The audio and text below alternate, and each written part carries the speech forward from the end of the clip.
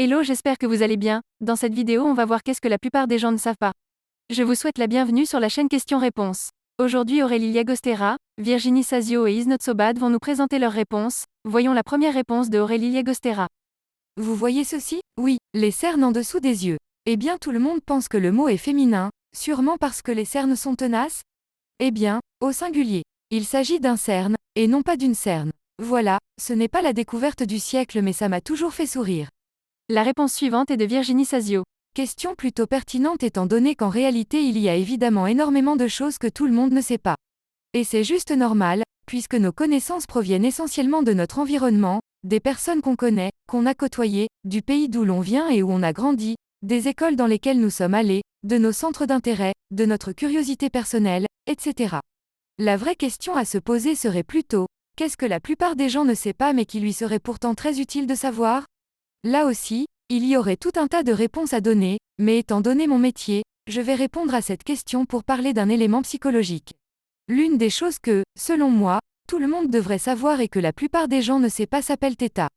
θ, qu'est-ce que c'est? Pour faire simple, il s'agit d'une période très importante lors de la construction de notre cerveau. Pour information, et selon les analyses et recherches de bon nombre de neuroscientifiques, la construction du cerveau d'une personne commence lorsque celle-ci est encore dans le ventre de sa mère et ne finira d'être construite que vers l'âge de 20 ou 25 ans, en fonction des avis des différents scientifiques. Toute cette période est très importante, et différentes étapes s'échelonnent durant cette période de construction. Mais l'une de ces étapes est particulièrement importante, il s'agit de la période entre le moment de la naissance et les 7 ans d'un enfant. Il serait long et compliqué de rentrer dans les détails de toute cette période de construction pour une simple réponse à une question qu'aura, mais pour faire simple, pourquoi cette période est-elle si importante? Car ce que les neuroscientifiques ont remarqué, c'est que durant cette période, la conscience d'un enfant n'est pas effective, c'est-à-dire qu'entre le moment de sa naissance, et même déjà un peu avant sa naissance, et ses 7 ans, le cerveau d'un enfant enregistre tout ce qui l'entoure comme s'il était sous hypnose. Et bien évidemment, en 7 ans, il s'en passe des choses dans la vie d'un enfant. Maintenant, ce qui est important de comprendre, c'est que tout est ensuite stocké dans l'inconscient.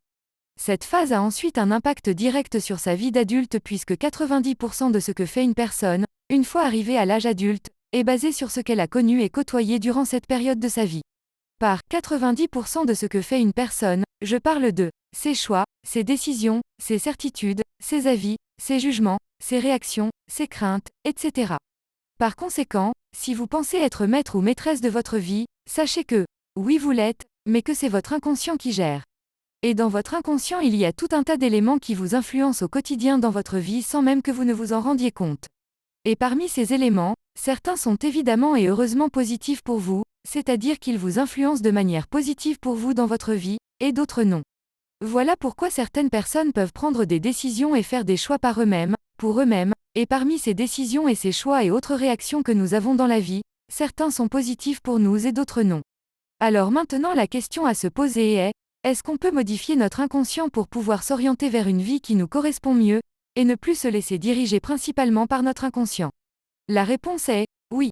Mais évidemment, cela demande tout d'abord des connaissances, par exemple, le fait de connaître tout ça vous permet déjà de comprendre, de prendre conscience de pourquoi vous pouvez peut-être ressentir un certain malaise voire un mal-être dans votre vie actuelle sans savoir pourquoi vous ressentez ça ni d'où ça vient et surtout sans savoir comment le modifier, et aussi cela demande des efforts pour modifier ce qui vous bloque en vous, car vous allez devoir un travail d'introspection. Voilà pourquoi lorsque l'on dit qu'il faut se méfier de soi-même, c'est psychologiquement vrai visage avec un léger sourire. Évidemment, si vous considérez que 100% de votre vie vous convient, alors vous n'êtes pas concerné par tout ça émoticône souriant. Mais bien évidemment c'est très rare, pour ne pas dire impossible, et lorsque l'on creuse un peu, on se rend vite compte que chaque personne aimerait bien modifier au moins un domaine de sa vie, que celui-ci concerne sa vie personnelle ou professionnelle. Nous continuons avec la réponse de Isnot Sobad. Je ne sais pas ce que les gens ne savent pas astérisque, il faudrait le leur demander. Astérisque. D'ailleurs je ne sais pas ce que moi-même je ne saurais pas. C'est fou, non? C'est la fin de la vidéo, on a fait le tour de toutes les réponses. Si vous avez trouvé la réponse que vous recherchiez, merci de laisser un like et de vous abonner, ça nous aiderait beaucoup. Les amis, c'est maintenant la fin de cette vidéo, pensez à laisser un commentaire pour nous dire si ces réponses vous ont plu. À très vite.